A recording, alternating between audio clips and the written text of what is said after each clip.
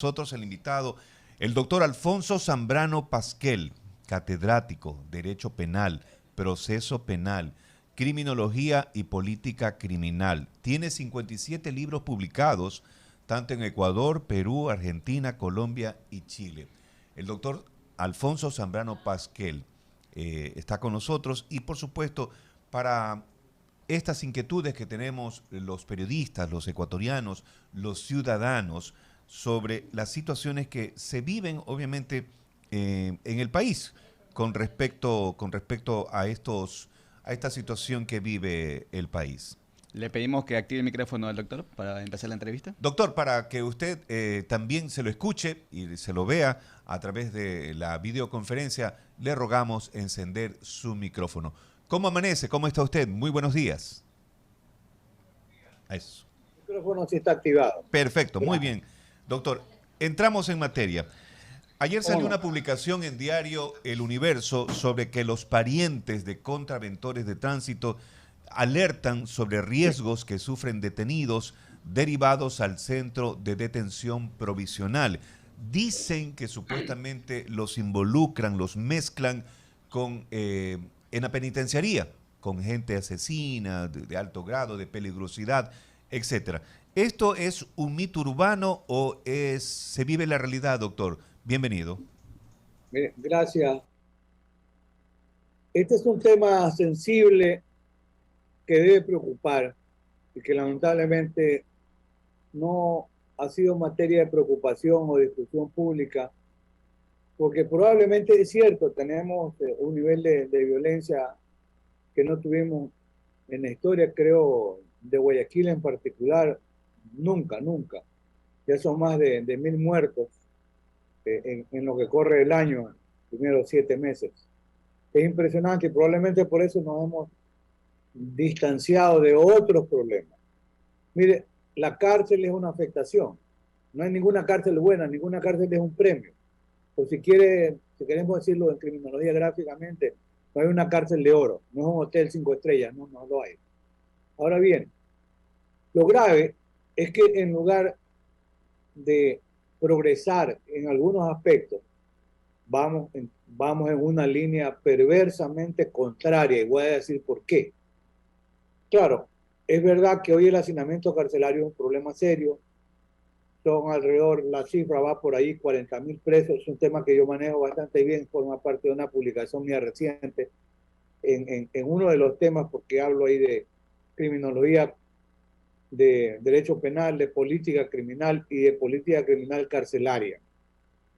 Porque miren, cuando se estudian los factores encadenantes de la criminalidad, acudimos a los estudios criminológicos. ¿Qué factores lo producen?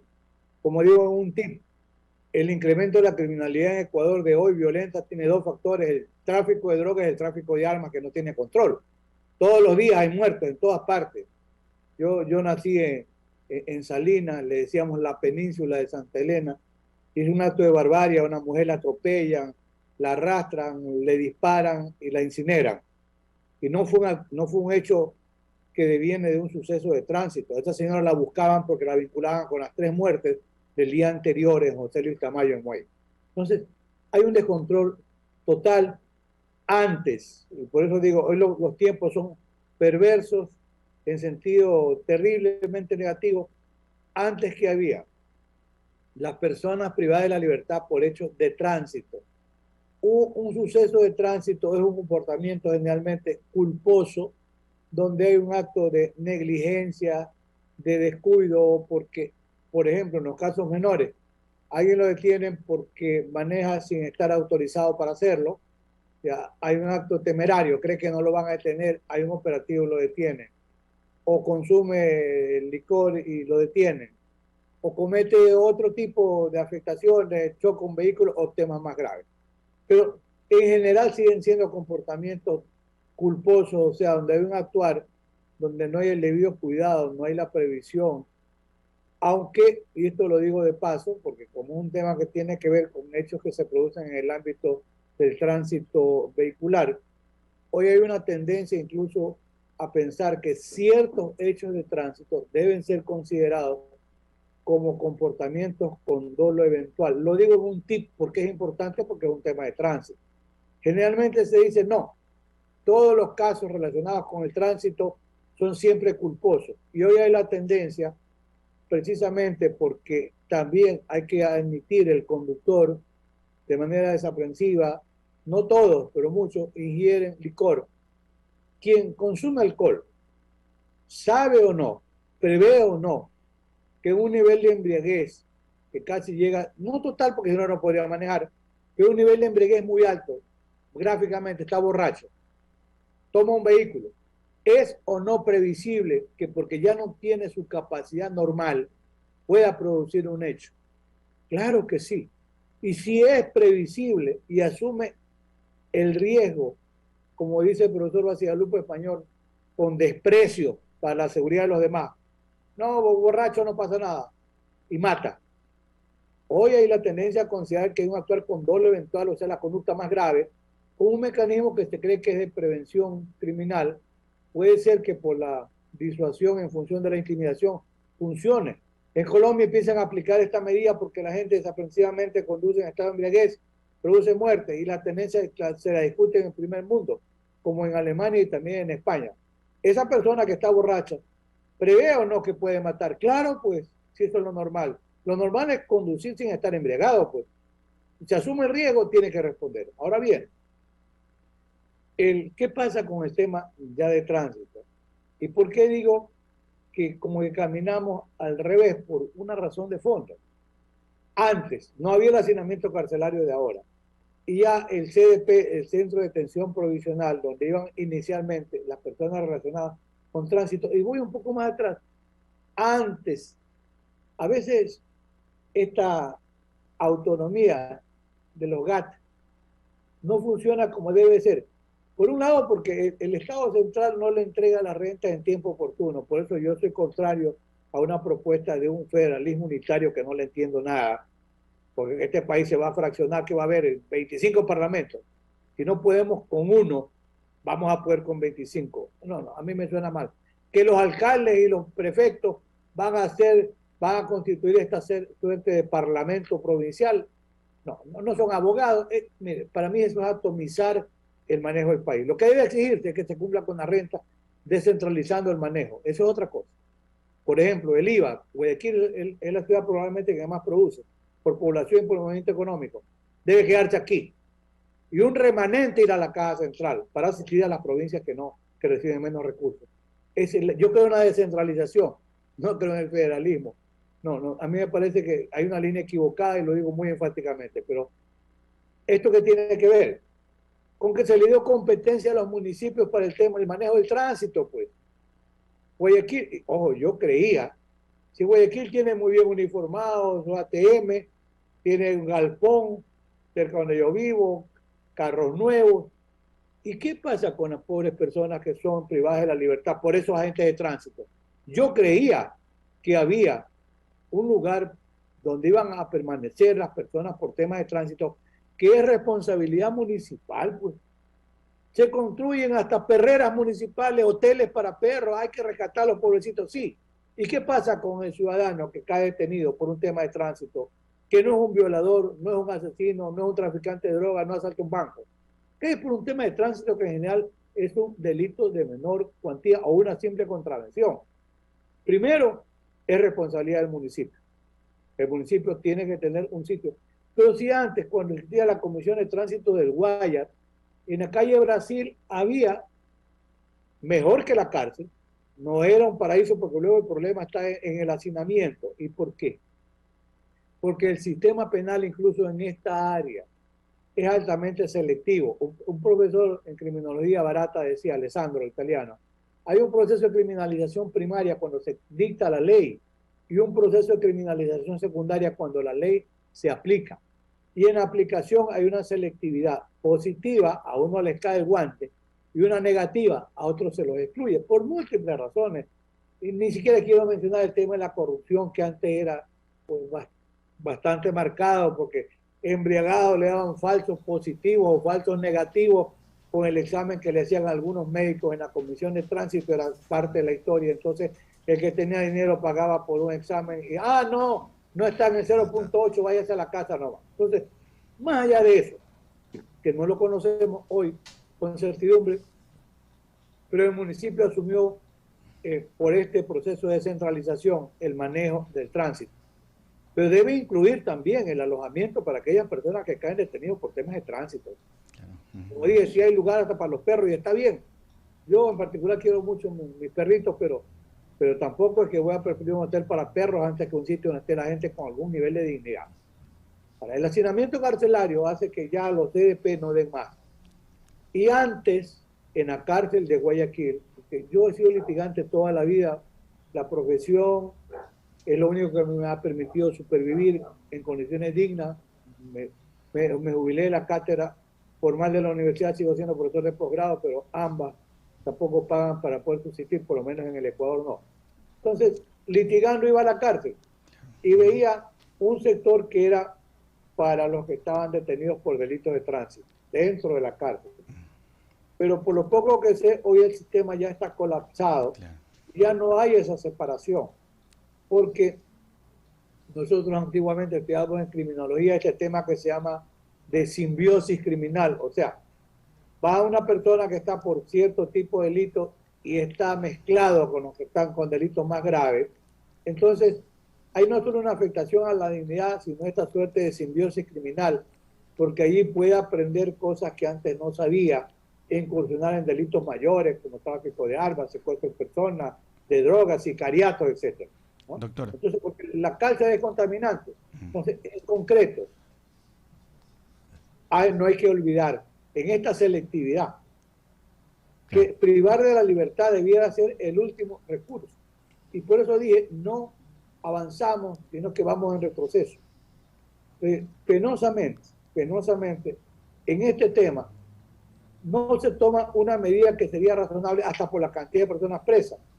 Claro. A una persona, salvo en los casos de muerte o de lesiones graves, no debiera ser privado de la libertad.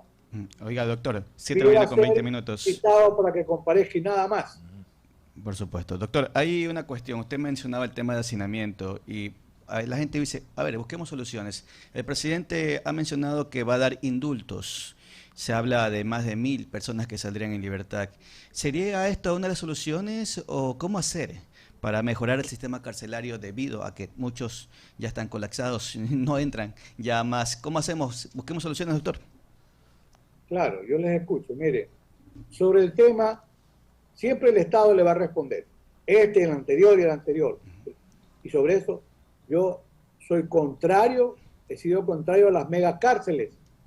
Las megacárceles fueron construidas con el argumento de que podemos poner una escuela, un colegio, una universidad, una biblioteca, un hospital. Cuento y más cuento.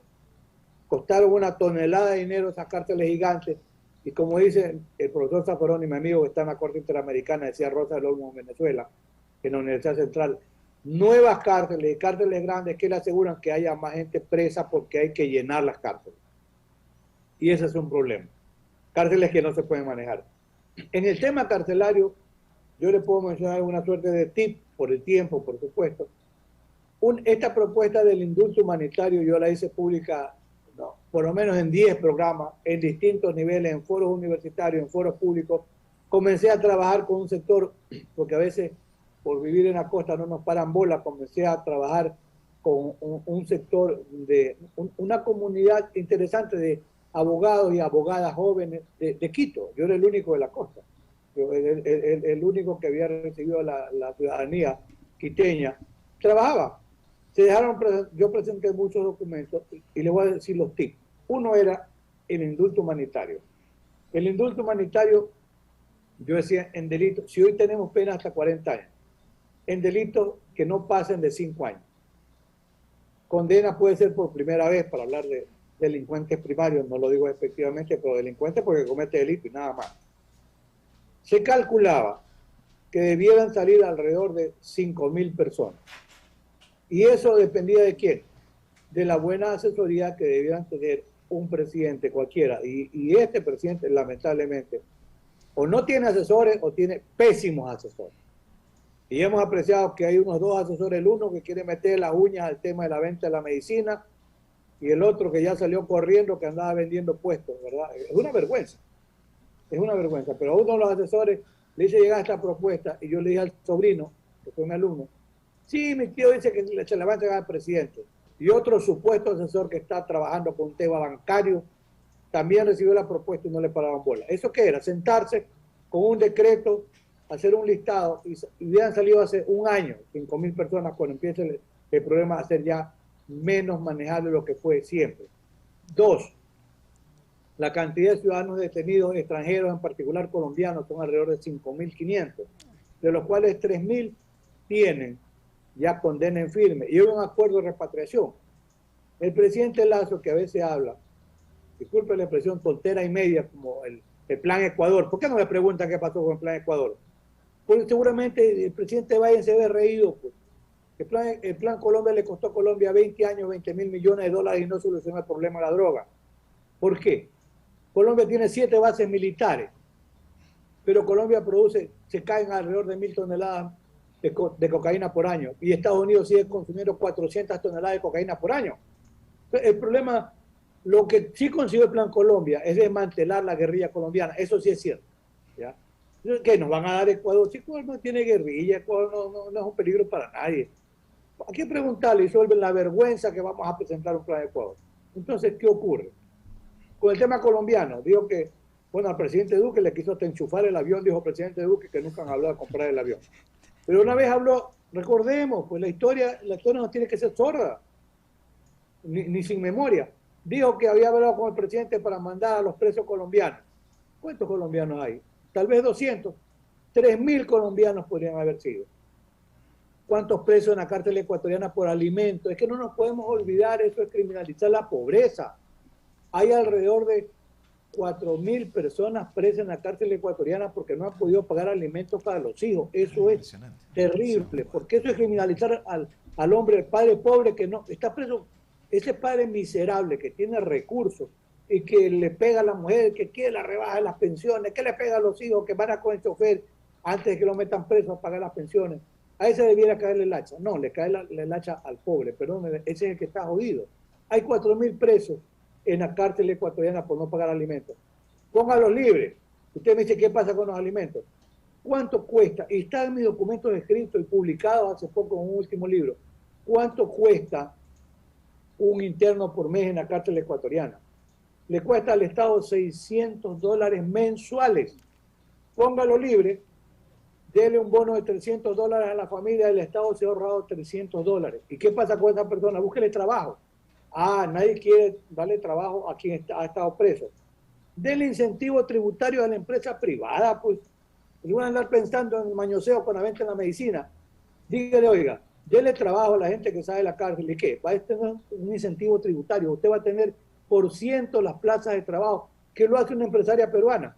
Ahí el Estado le dice, le vamos a bajarle el impuesto a la renta y ella le está dando trabajo al interno, incluso al que ya está en la cárcel, poniendo algunos talleres para maquilar.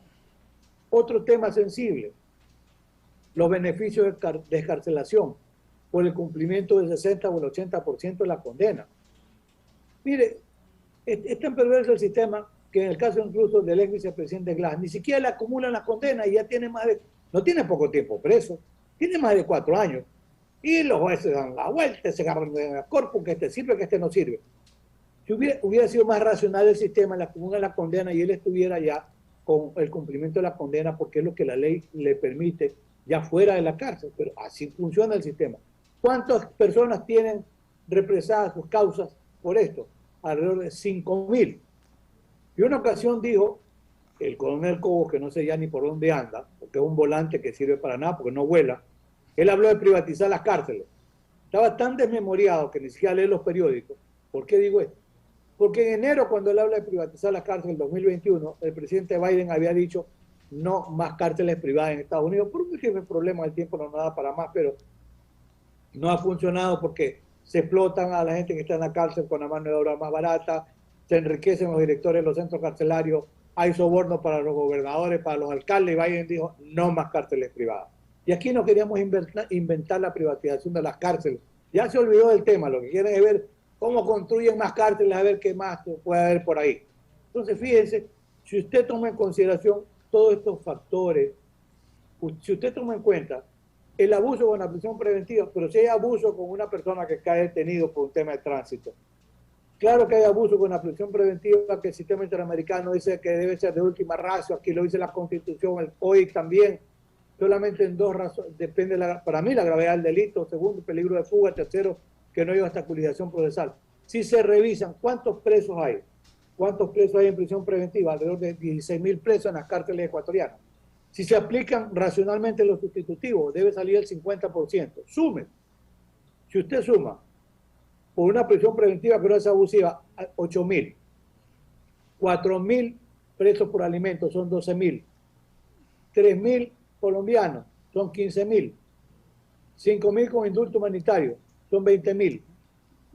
Y 2.000 o 3.000 dándole los sustitutivos a los que tienen derecho.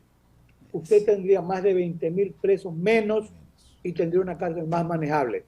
¿En qué tiempo hemos comentado esto? En 5 minutos. Pero yo no sé si los asesores del presidente son sordos o son torpes o no les interesa escuchar. Por eso es que está jodida la cárcel ecuatoriana, el interno y el hacinamiento carcelario. Bueno, soluciones, ¿no? La verdad que nos ha dado un análisis estupendo, doctor Alfonso Zambrano, nos ha dado una cátedra. Y qué lástima que todo este argumento que tiene usted, esta capacidad que tiene para analizar, y obviamente, pero que los asesores del señor presidente no escuchan, se hace un eco ahí en el vacío simplemente, ¿no? Pero la gente que lo sintoniza, que lo ha escuchado atentamente, razona, piensa y dice, pero si lo hace tan fácil el doctor Alfonso Zambrano Pasquel, ¿por qué no se aplica todo lo que se dice? Es lamentable, doctor. Pero hay algo más, tal vez en 2 minutos yo quiero completar un video. Sí, porque tenemos que concluir, doctor.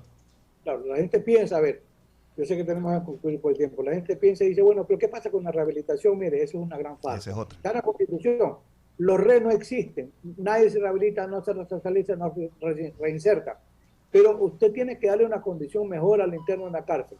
Y yo le digo en un breve tip, a ver, porque le van a decir, si no hay ni siquiera un equipo interdisciplinario para hacer un diagnóstico, porque el 40% está en la cárcel ecuatoriana por tema de droga, perdón, el 28%, 29%, el 40% son delincuentes jóvenes que son microtraficantes, que son habituales a la droga, que son drogadictos y que usted los pone libres, de acuerdo con la Constitución, el 364, la drogadicción es un problema de salud pública, pero si usted no tiene un proceso mínimo de desintoxicación, va a salir a seguir traficando y se convierte en sicario. Aprendió algo más. Entonces, cuidado.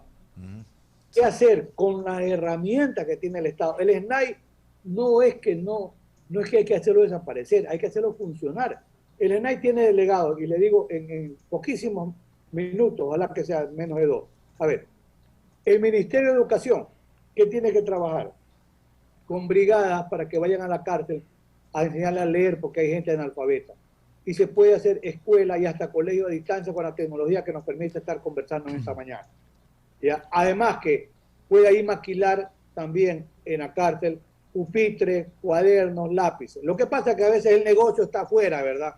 Entonces no hay que darle chance. Ministerio de Defensa y el que tiene que ver con el manejo de la policía, el de gobierno. Los uniformes pueden ser en la cárcel correa, no lo ni de armas ni de balas, correa, gorra. ¿Se pueden en la cárcel confeccionar? Sí. ¿Con talleres artesanales? Sí. Mire, una granja avícola que pueden funcionar. La cárcel de Guayaquil tiene 180 hectáreas, de las cuales ni 50 están utilizadas. Una granja avícola que le permita ser productivo autogestionario. Parte para la alimentación de los propios internos y parte para vender a una panadería también. El Ministerio de Salud. ¿Por qué? Los médicos hoy, para recibir el alta, tienen que hacer un año de medicatura rural. Pues bien, los que van a hacer grado de médico, los psicólogos, los trabajadores sociales, tienen que cumplir su año de acceso ya al título profesional, yendo a hacer trabajo en la cárcel de manera de cubrir este grupo interdisciplinario que no hay psicólogos, no hay trabajadores, etc. El Ministerio de Agricultura con pequeños emprendimientos dentro de la cárcel. El Ministerio de Industria, permitiendo que la empresa automotriz ecuatoriana pueda maquilar piezas dentro de las cárceles. O sea, no son trabajos del otro mundo. Eso se llama política criminal carcelaria. Y por eso decía, aprovecho muy poco el tiempo, no nos da para más, pero esto es cuestión de sentarse a trabajar. Lo que pasa es que los delegados de los ministerios, que pueden ser abogados, pero conocen menos que nada del tema, están ahí seguramente para las sesiones, cobran los viáticos o lo que fuese, el sueldo, y no apuntan a nada. Por eso no hay una política criminal carcelaria en el Ecuador. Son documentos escritos que yo he entregado en más de una ocasión, pero lamentablemente los asesores del presidente, unos no saben nada y otros van a asesorar para otros temas que ya sabemos de qué se trata. Doctor, muy agradecido por su comparecencia. Hacemos el corte.